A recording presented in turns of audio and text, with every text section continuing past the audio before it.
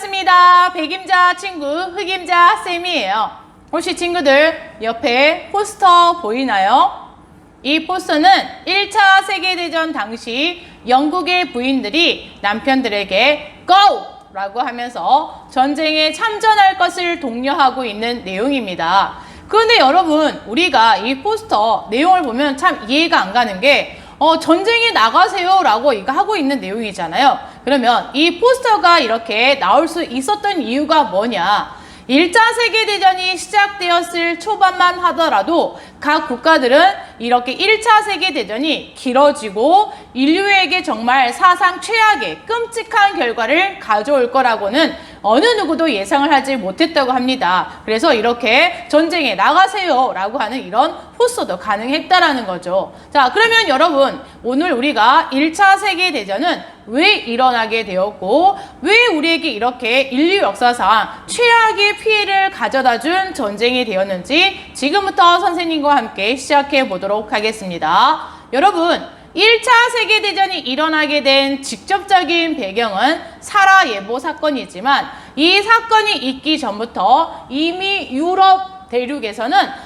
각 국가들끼리의 상당한 대립이 보였다는 겁니다. 자, 그 배경을 선생님이 세 가지로 정리해 보겠습니다. 첫 번째, 당시 독일의 삼비 정책과 영국의 3C 정책이 대립을 하게 되었습니다.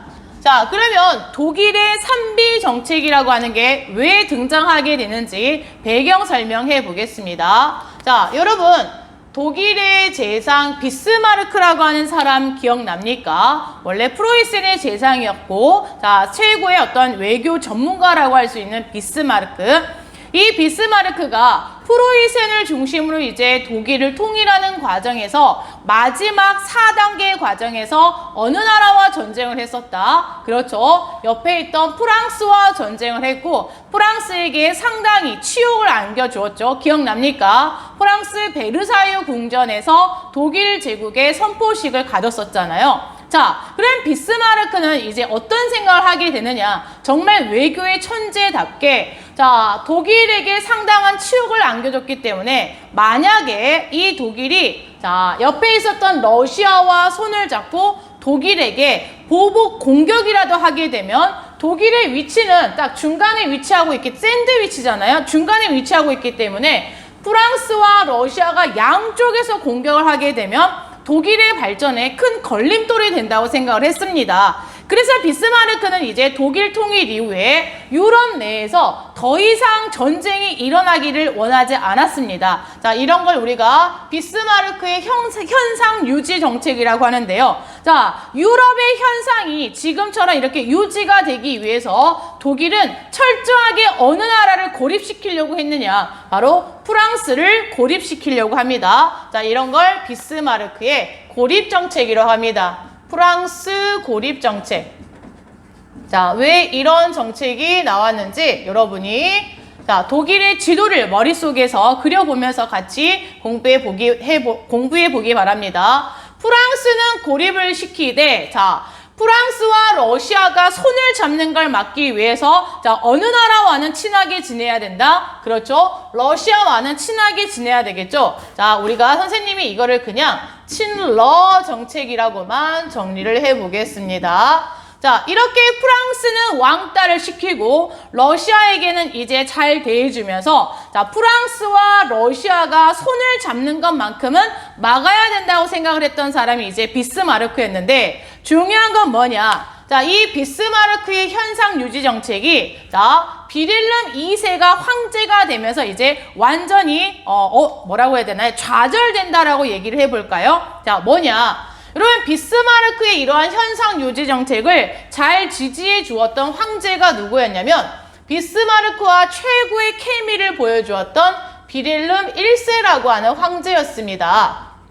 자, 비릴름 1세라고 하는 황제는 비스마르크에 대해서 상당히 지지해주고 자, 다른 사람들이 비스마르크를 잘라야 됩니다라고 할 때도 자, 그걸 다 커트 시켜주었던 황제가 비릴름 1세였는데 문제는 이제 비릴름 1세가 죽고 비릴름 2세가 이제 황제가 되면서 완전히 바뀌어버리게 된다는 거죠. 여러분, 비스마르크라고 하는 이 비렐름 2세라고 하는 이 황제의 사진을 한번 보세요. 자, 이 사람은 태어날 때 이제 장애를 가지고 태어납니다. 오른쪽 팔과 이제 왼쪽 팔이 있을 때 왼쪽 팔이 이제 되게 짧습니다. 그러니까 선천적으로 이제 어떤 그 장애, 기형을 갖고 태어난 사람이죠. 그러다 보니까 이제 어렸을 때부터 상당히 이제 열등감에 살았던 사람이 비렐름 2세입니다. 그러면 이런 열등감이 이제 굉장히 컸던 비렐름 2세가 상당히 젊은 나이에 이제 황제가 됐다. 그러면 어떤 심리가 작용할 수밖에 없을까요? 그렇습니다. 강한 군주의 모습을 보여주고 싶은 심리가 작용하게 됩니다. 그래서 비렐름 2세 같은 경우에는 이제 황제가 되자마자 가장 먼저 누구를 잘라버렸느냐? 비스마르크를 잘라버리고 그동안 비스마르크가 유지해왔던 현상 유지 정책 이런 것들을 모두 다 폐기시켜버리게 됩니다. 이제 독일도 어떻게 해야 된다? 다른 제국주의 국가들과 마찬가지로 본격적으로 제국주의 경쟁에 뛰어들어야 된다라고 생각을 했던 사람이 비렐름 2세입니다. 우리가 이런 걸 이제 비렐름 2세의 팽창 정책이라고 이야기를 하고요. 자, 이 팽창 정책을 잘 보여주는 게 독일의 3B 정책이 되겠습니다. 자, 그러면 3B가 무엇인지 선생님이 지도에 표시를 해주겠습니다. 자, 여러분 독일의 수도가 베를린이잖아요. 자, 베를린. 자, 독일의 수도인 베를린과 이쪽에 있는 여러분 오스만 제국. 자, 예전에 오스만 제국의 영토였던 비잔티움. 자, 그 다음에 이쪽에 있었던 여러분 이라크의 바그다드. 자, 이 세 지역을 연결하는 철도를 이제 부설을 해서 자, 본격적으로 중동 지역으로 진출하려고 했었던 게 자, 독일의 3B 정책이 되겠습니다.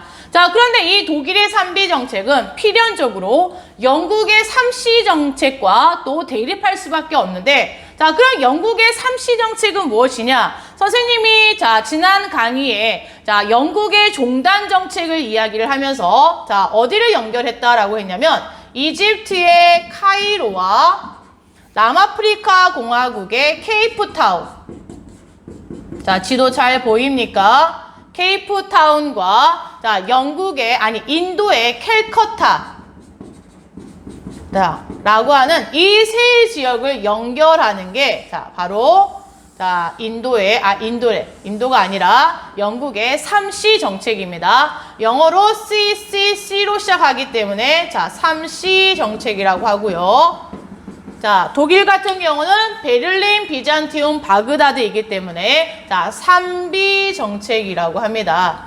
자, 따라서 여러분 이 3B 정책과 3C 정책은 이 중동 지역에서의 어떤 그 식민지 확장하는 과정에서 충돌할 수밖에 없다라는 거 알겠습니까? 자, 그 다음 두 번째, 자, 당시 1차 세계대전이 일어나기 전에 삼국 동맹과 삼국 협상국 간의 대립이 생겨나게 됩니다. 자, 그러면 여러분 삼국 동맹이라고 하는 건 무엇이냐? 여기 있는 비스마르크 같은 경우에는 철저하게 프랑스를 왕따시키기 위해서 오스트리아와 이탈리아를 끌어들여 삼국 동맹을 체결하는데요. 자, 독일, 오스트리아, 이탈리아, 독5위입니다. 독5위. 세 나라와 자, 무엇을 체결했다? 삼국 동맹을 체결했다. 1882년에 체결하게 됩니다. 자, 그러면 이 삼국 동맹을 견제하기 위해서 당시 영국, 프랑스, 러시아 세 나라가 1907년에 삼국 협상이라는 것을 또 맺게 됩니다. 1907년에 자, 그래서 1차 대전이 일어나기 직전 또 각 국가들 사이에 이런 대립이 있었다는 거 정리합니다. 자, 그 다음 이제 마지막으로 여러분 자, 이 노란색 여러분 여기 보입니까? 독일 자, 이 러시아 밑에 있는 선생님이 자, 파란색으로 한번 표시해 볼까요? 여러분, 자, 여기가 유럽의 화약고라고 불리우는 발칸반도인데요. 이 발칸반도 내에서는 민족주의의 충돌도 보이게 되는데요. 자, 뭐냐? 범게르만주의와 범슬라브주의의 대립이 나타나게 됩니다. 자, 선생님이 여기를 이렇게 수업을 해줬더니 학교에 어떤 친구들이 선생님에게 아이디어를 제공해 주기를 여러분 범 내려온다.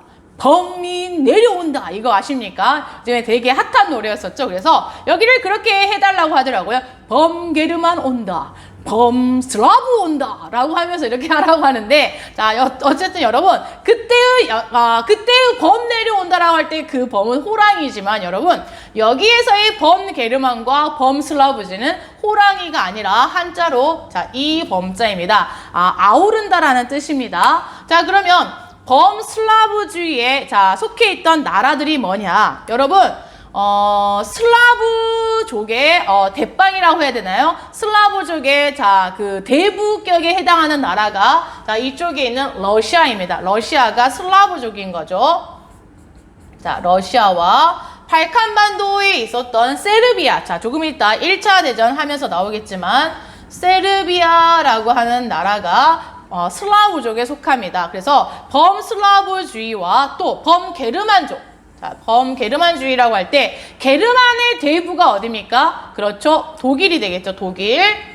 자, 독일과 오스트리아가 범슬라브주의로서 자, 이렇게 민족주의의 갈등도 보였다라는 거 정리를 합니다. 자, 이렇게 1차 세계대전이 일어나기 직전 정말 유럽 내에서는 정말 많은 나라들이 서로 얽히고 설키면서 복잡한 상황이었다는 거 일단 정리를 하고요.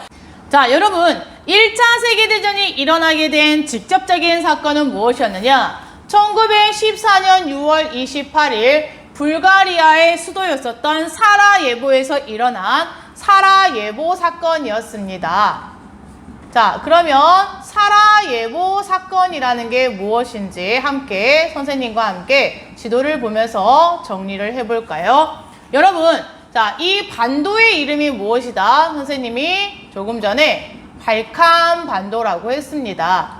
이 발칸반도는 뭐라고 불리우느냐? 유럽의 화약고라고 불리우는 곳이죠. 자, 여러분, 화약고가 무엇입니까?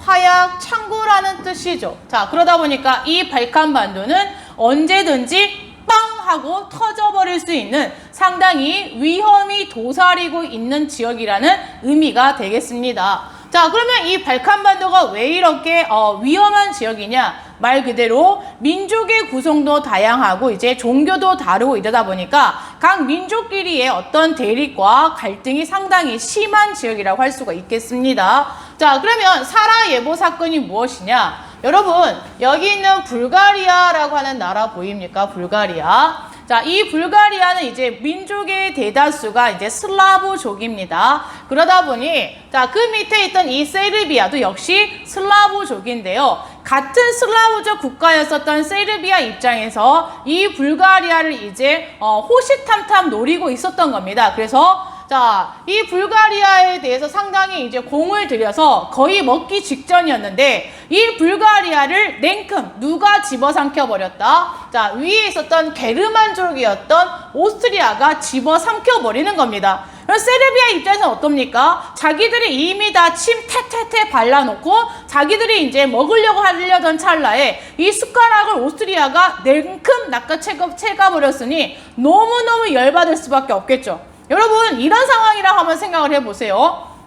남한과 북한이 이제 통일을 이제 눈앞에 두고 있습니다. 그런데 갑자기 북한을 중국이나 일본이 나타나서 북한을 냉큼 먹어버렸다. 자, 그럼 어떨까요, 여러분? 우리도 정말 빡치죠. 자, 우리도 어떻게 해야 됩니까? 일본이나 중국을 북한을 집어삼킨 일본이나 중국에게 암살단을 조직해서 보내야 되겠죠. 마찬가지였던 겁니다. 당시 이제 이 불가리아를 오스트리아가 먹어버리게 되자 당시 세르비아의 불만이 장난이 아닌 상황이었던 거죠. 자, 이런 상황 속에서 당시 오스트리아의 황태자 부부가 사라예보에 이제 방문을 하게 되는데 그때 마침 이제 기다리고 있었던 세르비아의 청년이 오스트리아의 황태자 부부를 암살해 버리게 되는 겁니다. 자, 이게 사라예보 사건이었습니다. 정리해 볼까요? 오스트리아 황태자 부부를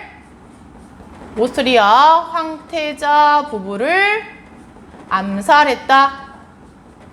자, 그럼 여러분, 황태자가 뭔 말입니까? 학교에서 수업을 하다 보면은 이런 개념에 대해서 상당히 어려워하는데 황태자라는 건 다음에 이제 황제가 될 사람이라는 뜻이겠죠. 황태자 부부를 암살을 했다. 누가? 세르비아의 청년이. 자, 그러면 이제 여러분 오스트리아의 황태자 부부가 죽었습니다. 어느 나라가 가만히 안 있겠습니까? 당연히 오스트리아가 가만히 안 있겠죠. 그래서 오스트리아가 누구에게 선전포고를 할까요?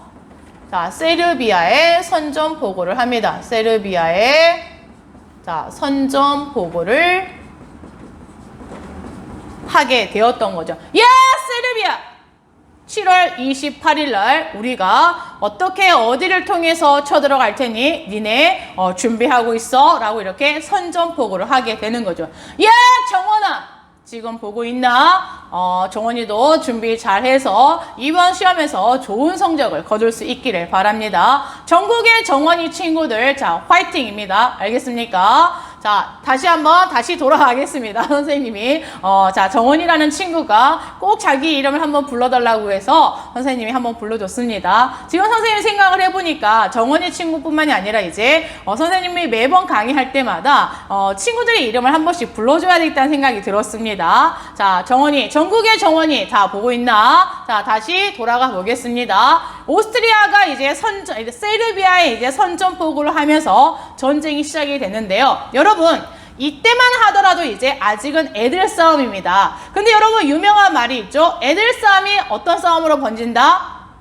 그렇죠. 어른 싸움이 되듯이 이제 오스트리아가 세르비아에 선전포고 하면서 이제 전쟁이 어른 싸움으로 번지게 됩니다. 여러분 여기 있는 세르비아가 이제 세르비아에 어느 나라가 가담을 하게 되느냐? 여러분 세르비아가 아까 어떤 민족이라고 이야기했었죠? 슬라브족이죠. 자, 그럼 슬라브족의 대부가 누구다? 그렇죠. 러시아였었죠. 그래서 자, 러시아가 세르비아 편에 가담을 하게 되고요. 이 러시아는 당시 영국, 프랑스와 협상을 맺고 있었죠. 그래서 영국, 프랑스도 자, 여기는 세르비아 편에 가담을 해서 1차 대전을 치르게 되고요. 자, 반면 여러분 오스트리아는 어떤 민족이었습니까? 그렇죠. 게르만족이었죠. 자, 오스트리아가 전쟁을 시작하자 어느 나라가 오스트리아를 지원해 주게 된다? 독일이 지원해 주게 됩니다.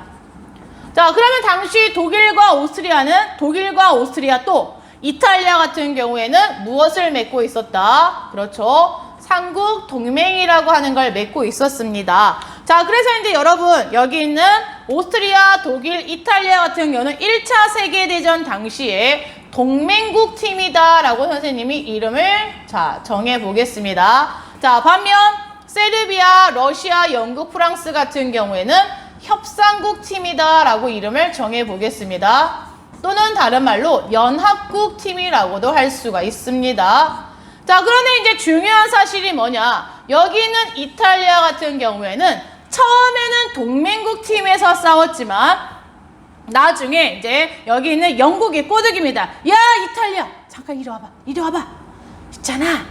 1차 세계대전 때 니네가 우리 편에 서가지고 싸우면 내가 끝나고 나서 니네가 원하는 땅 줄게. 이리 와. 이렇게 꼬드깁니다. 자, 이탈리아 어땠을까요? 땅 준다는데, 건물 준다는데 안 갈아탈 나라 있습니까? 자, 여기는 이탈리아는 여기는 협상국 팀으로 이탈합니다. 자, 그래서 이탈리아입니다. 이탈을 했다, 이탈리아. 자, 참 쉽죠? 학교에서 친구들이 선생님에게 이렇게 힌트를 주더라고요. 자, 선생님, 이탈리아가 이탈했네요. 이탈리아네요. 자, 참 쉽죠? 이탈리아가 동맹국 팀에서 싸웠다가 협상국 팀으로 이탈했다라는 거 잘 기억하기 바랍니다. 자, 그래서 이제 여러분 1차 세계대전 당시에 독일과 오스트리아가 동맹국 팀으로 싸우게 되고요. 자, 그 다음에 세르비아, 러시아, 영국, 프랑스, 이탈리아가 협상국 팀으로 이렇게 나뉘어서 이제 1차 세계대전이 본격적으로 진행이 됩니다. 물론 여러분 교과서에 여기 있는 동맹국 팀에 오스만 제국이라든지 불가리아라고 하는 나라도 있지만 여러분이 이제 어려워하는 것 같아서 일단은 패스를 하겠습니다. 자, 사라예보 사건으로 이제 1차 세계대전이 시작이 되었는데 자, 여러분 선생님이 유럽의 지도를 그려줄 때 자, 독일이 전쟁이 이제 시작이 됐는데 독일의 왼쪽에가 어느 나라가 있냐면 프랑스가 있고요. 그 다음에 독일의 오른쪽에는 러시아가 있습니다.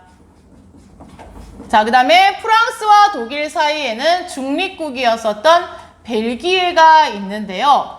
자, 여러분이 독일의 위치를 딱 보는 순간 독일은 상당히 불리한 상황에 있다라는 걸 알 수가 있을 겁니다. 왜요? 자, 전쟁에서 가장 최악의 조건이죠. 왜? 자, 반드시 전선이 두 개가 생긴다는 겁니다. 프랑스와의 서부 전선. 자, 이쪽을 우리가 서부 전선이라고 하고요. 자, 그 다음에 러시아 쪽에 무슨 전선이 생긴다? 그렇죠. 동부 전선이 생기는 겁니다. 자, 그러면 독일 입장에서는 전선이 양쪽에 생기기 때문에 정말 최악의 상황입니다. 자, 이런 불리한 상황을 극복하기 위해서 당시 1차 세계대전 당시에 독일이 세웠던 전략이 무엇이냐? 말 그대로 속전속결 전략입니다. 자, 여기에 적어 보겠습니다. 자, 독일의 전략이 무엇이었다? 독일은 자, 당시 슐리펜이라고 하는 사람의 이름을 써서 슐리펜 계획이라고 하는데 중학교 과정에서는 그냥 속전속결 전략이라고 선생님이 정리해 보겠습니다. 자, 그러면 속전속결 전략의 말 그대로 뭐냐? 이 독일은 판단을 하건대 러시아가 워낙에 이제 땅이 넓다 보니 군인들에게 총동원령을 내려서 동부전선에 도착하기까지 최소한 한 7주 정도, 그러니까 약 2달 정도 걸린다고 생각을 합니다. 그 2달 동안 일단 독일은 모든 전력을 서부전선에 집중을 해서 자, 서쪽으로 가가지고 일단 프랑스를 상대로 열심히 스파링을 합니다. 자, 그리고 프랑스를 아웃시킨 다음에 다시 병력을 어디 전선으로 옮겨서 동부전선으로 옮겨서 러시아가 도착을 하면 러시아를 상대로 또 열심히 스파링을 해서 러시아를 아웃시킨다라고 하는 게 자, 독일의 속전속결 전략이 되겠습니다. 이해 갔습니까? 자, 이런 속전속결 전략에 따라서 이제 독일이 전쟁을 시작을 하는데요. 이때 독일이 프랑스로 바로 쳐들어간 게 아니라 중립국이었던 벨기에를 통해서 쳐들어갑니다. 벨기에를 침공을 했고요.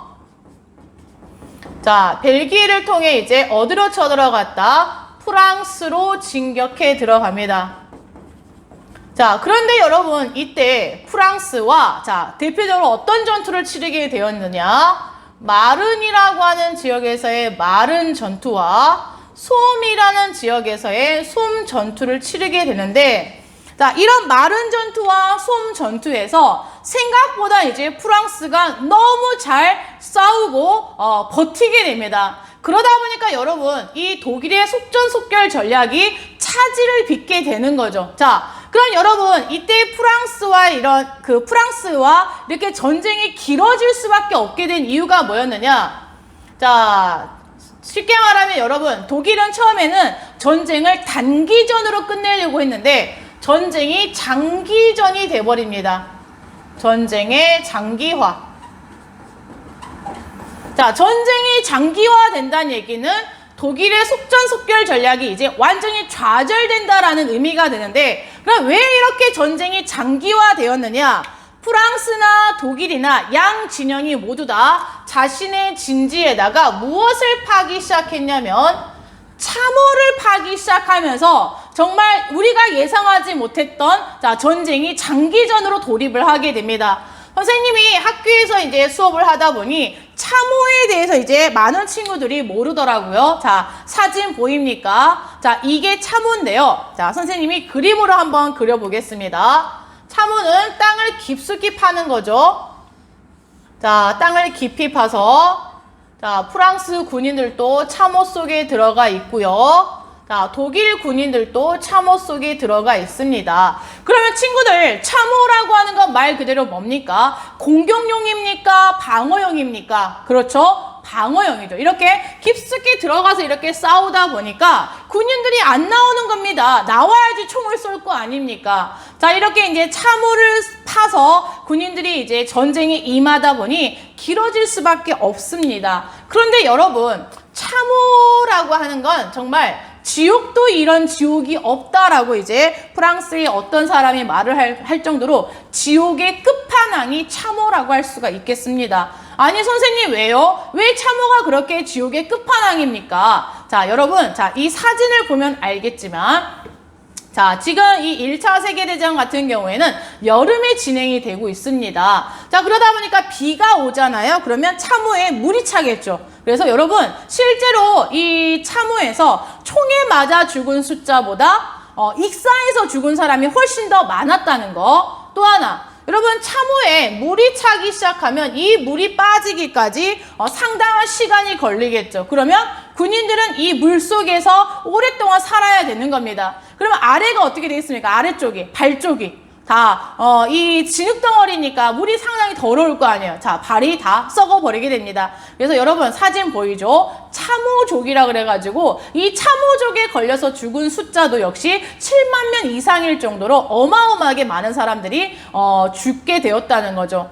또 여러분, 이 참호가 또 끔찍했던 게 뭐냐? 이 참호 속에는 여러분 사람도 있지만, 찬 사람도 있지만 죽은 시신도 있을 수 있죠. 자, 그러다 보니까 사람이 죽으면 여러분 이 시신의 냄새를 누가 기가 막히게 맡았느냐? 쥐라고 합니다. 선생님 진짜 쥐를 너무너무 싫어하는데 이 쥐가 어디선가 나타나서 시신의 누나를 파먹고 입속에 들어가서 간을 파먹고 다시 입으로 나온대요. 그래서 여러분 사진을 보면 알겠지만 이 쥐의 사이즈가 어마어마합니다. 선생님이 학교에서 막 쥐의 사이즈가 이만해 라고 하니까 친구들이 진짜 이만한 사이즈라고 이제 오해를 했는데, 딱 사진을 보면 알겠지만 쥐의 사이즈가 우리가 보통 그렇게 귀여운 쥐의 사이즈가 아닌 거죠. 정말 이만큼 너무너무 큽니다.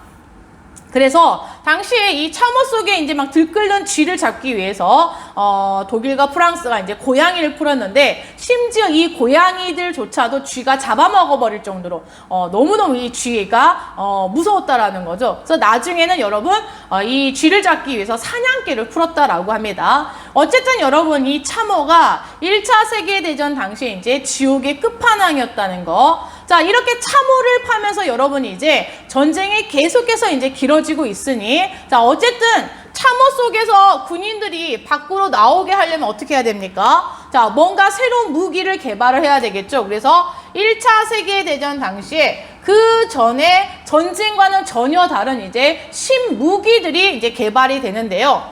자, 대표적으로 무엇이었다? 여러분, 독가스가 나옵니다. 독가스. 자, 여기에 독가스를 살포를 하면 군인들이 이제 다 뛰쳐나오겠죠. 그러면 뛰쳐나오면 또 총을 따다다닥 쏴서 죽인다든지 이런 독가스가 새로 개발이 되는데, 1차 세계대전에 또 기막힌 아이러니라고 할 수 있는 게 뭐냐? 여러분 이 독가스를 만든 사람이 누구냐면 여러분 유대인 과학자였습니다. 이 유대인 과학자가 만든 독가스, 그런데 여러분 2차 세계대전 당시에 어떻게 사용이 될까요? 그렇죠. 히틀러에 의해서 유대인들을 죽이는 하나의 무기로 사용이 되었던 게 독가스라고 할 수가 있겠습니다. 그래서 여러분 이 독가스가 정말 기막힌 우연이라고 할 수가 있겠죠. 자, 그 다음에 두 번째, 여러분 이 참호를 밀 수 있는 건 이제 탱크입니다. 이때 탱크가 또 새로 나오게 되고요. 또 바다 속에서는 여러분 잠수함이라는 게 다니면, 자, 하늘에서는 이제 뭐가 사용이 되었다? 전투기가 사용이 되었고요. 또 이 독가스로부터 보호하기 위해서 방독면이라고 하는 것도 이제 나오게 되면서 1차 세계대전은 이제 말 그대로 이런 새로운 무기가 등장을 하면서 어마어마하게 인류에게 큰 피해를 가져다 주게 됩니다. 자, 그러면서 여러분 특히 이제 여기 있는 전투기 이야기를 한번 해볼까요? 전투기는 말 그대로 이제 공중에서 이제 쏘는 거죠, 폭탄을. 자, 그러다 보니까 전쟁의 양상이 어떻게 달라지느냐. 여러분 옛날에는 A라고 하는 국가와 B라는 국가가 이제 전쟁을 하게 되면 보통은 이 국경선 근처에서 전쟁을 하게 되겠죠. 그러면 B 국가의 입장에서 본다면 이 하얀색이 이 지역이 전쟁을 치르는 전방이 되겠습니다. 자, 그러면 여러분 여기 있는 빨간색 이 부분은 자, 뭐가 됩니까? 말 그대로 후방이겠죠, 후방.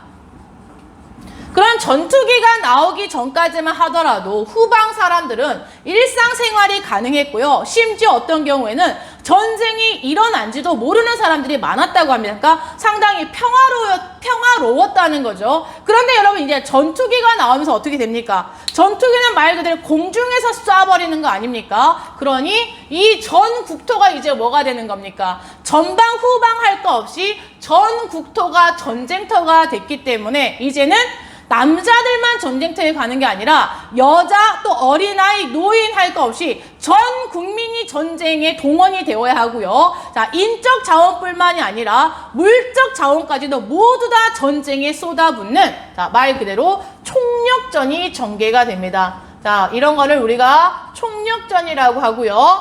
자, 전방과 후방의 개념이 있다 없다 이제는 후방의 개념이 없어집니다. 알겠습니까? 특히 여러분 이 총력전 과정에서 누구도 이제는 전쟁에 참여를 하게 된다 친구들.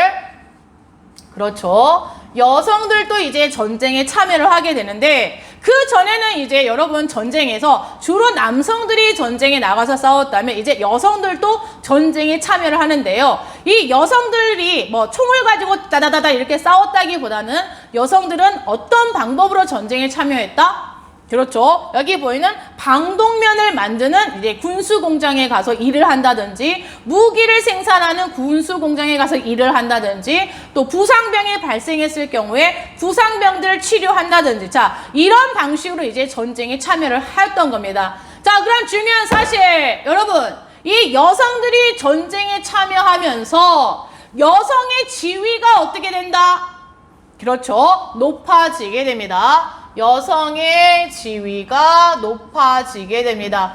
자, 그럼 여러분 필연적으로 이제 1차 세계대전이 끝나고 나면 여성들이 국가를 향해 뭐라고 외치겠습니까? 여러분 함께 외쳐보시겠습니까? 예, 국가야! 나에게도 뭘 다오? 참정권을 다오. 그렇죠. 자, 앞에 있는 흑당 어린이 너무너무 잘 참여하고 있는데요. 참정권을 다오라고 하면서 이제 자 여성들에게도 뭐가 주어지게 된다?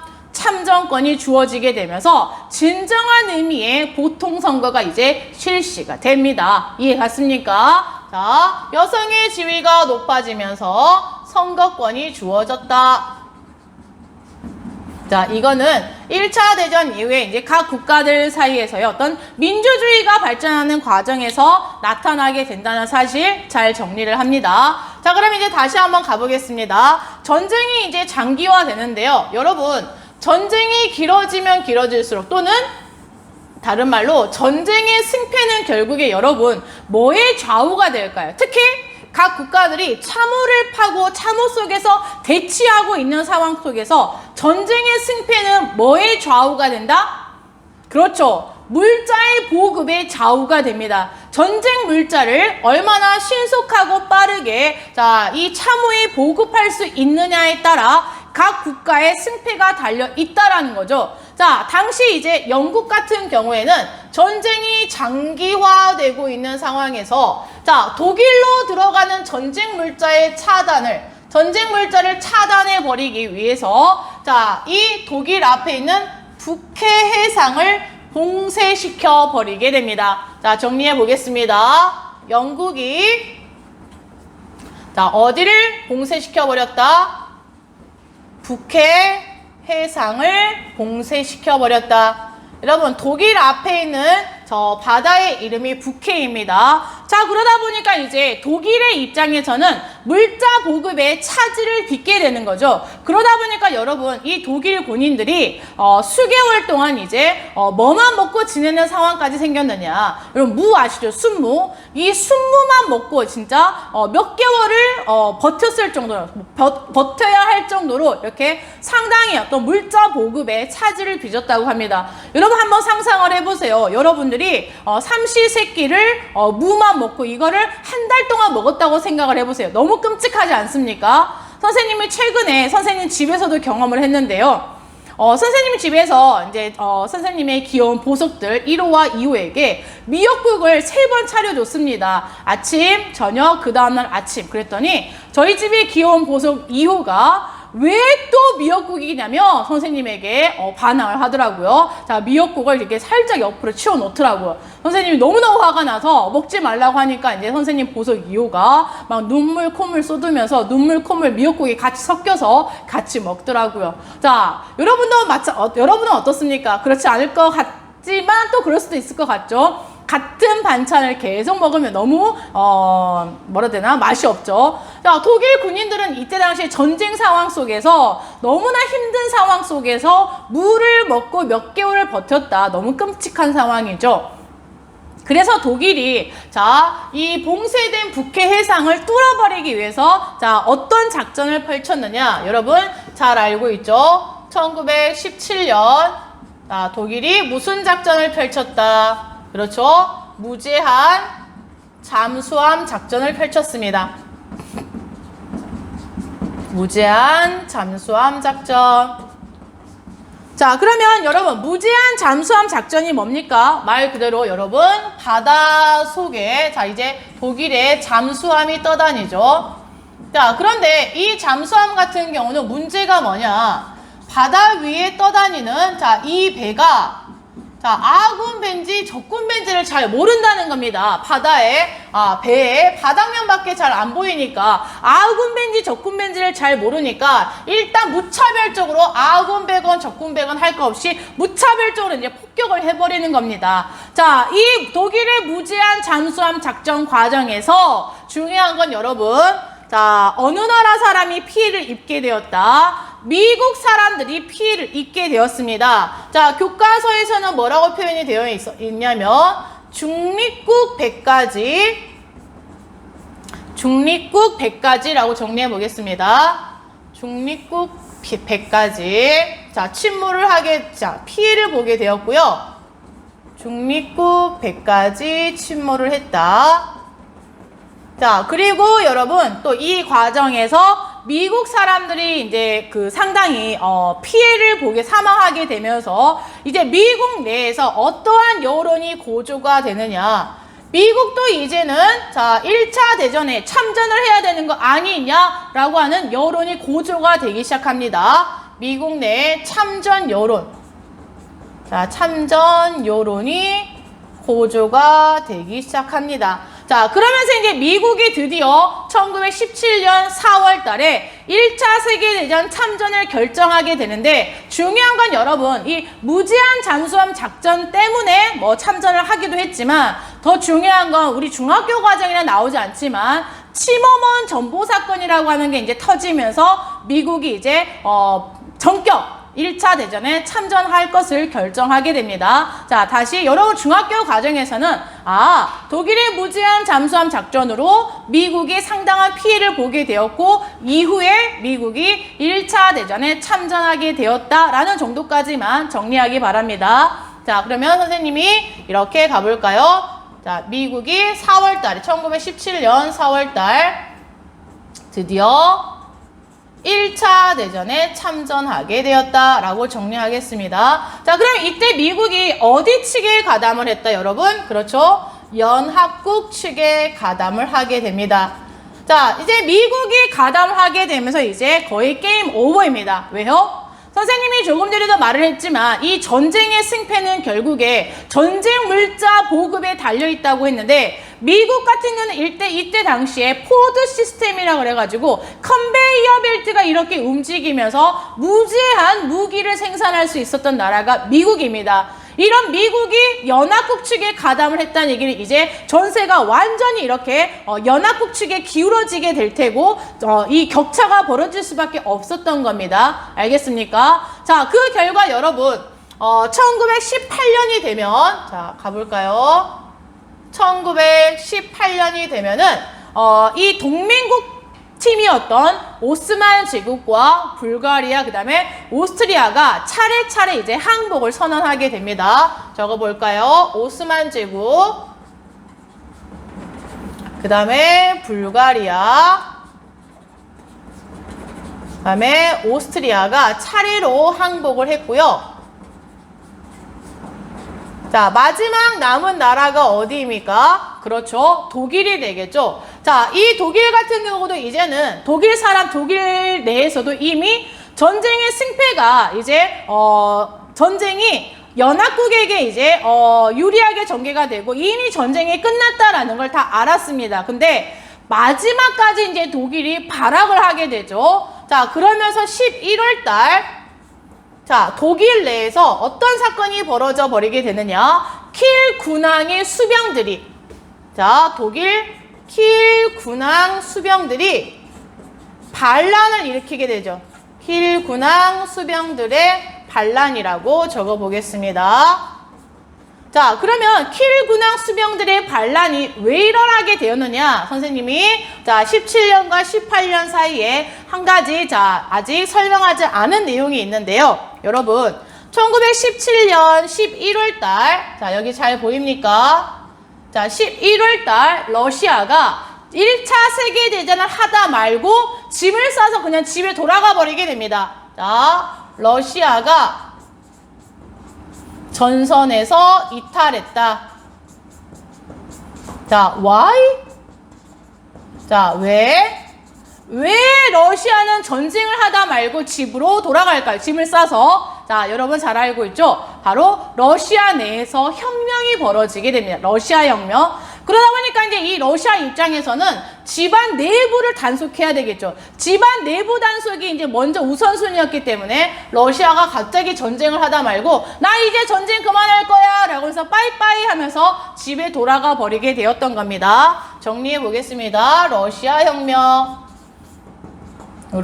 자, 짐을 싸서 이제 돌아가 버리게 되자 독일에게는 이제 희망이 생긴 거죠. 자, 무슨 전선이 없어진 겁니까? 동부전선이 없어진 상황에서 이제 독일이 마지막 총공세를 펴겠죠. 이 서부전선 쪽에 총공세를 펼칠 수 있었던 겁니다. 그러는 과정에서 이제 독일의 황제였던 비렐름 2세가 킬 군항의 수병들에게 출동 명령을 내립니다. 야, 니네 어디로 가서 자, 싸우고 와 라고 출동 명령을 내렸지만 자, 이 수병들이 보기에 이미 게임 오버입니다. 자, 이 황제의 명령을 따른다는 것 자체는 자살골이라고 생각을 했기 때문에 우리는 못 갑니다 라고 이게 출동 명령을 거부해 버리게 되었죠. 결국에 이 수병들의 반란을 이제 시작으로 독일 제국 내에서도 자, 혁명이 벌어지게 되면서 결국 누가 퇴위당했다? 비렐름 2세가 퇴위당하게 됩니다. 자, 적어 볼게요.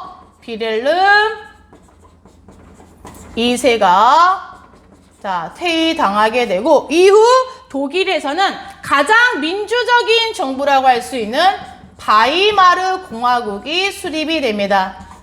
자, 이 바이마르 공화국에 대해서는 자, 1차 대전이 끝나고 선생님과 함께 다시 공부하게 될 겁니다. 자, 그러면서 이제 여러분 결국에 12월 달 1차 세계대전은 종결이 되었습니다. 전쟁 종결. 자, 어디 측의 승리로? 그렇죠. 연합국의 승리로. 자, 연합국 승리로 전쟁이 종결이 되었습니다. 자, 이렇게 해서 오늘 선생님과 함께 1차 세계대전이 왜 일어났고, 자, 어떠한 전개 과정을 거쳤으며, 우리 인류에게 왜 이렇게 많은 피해를 가져다 주었는지에 대해서 천천히 공부를 했는데요. 상당히 복잡한 만큼 여러분 다시 한번 복습해 보기 바랍니다. 자, 다음 시간에 선생님과 함께 또 재미난 내용으로 만나보도록 하겠습니다. 안녕!